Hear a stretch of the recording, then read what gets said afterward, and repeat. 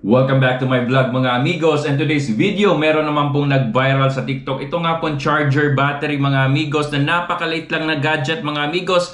At itong gadget na maliit nito, ito yung charger sa mga maliliit nating na battery kagaya ng sa remote control, mga laruan ng mga bata mga amigos.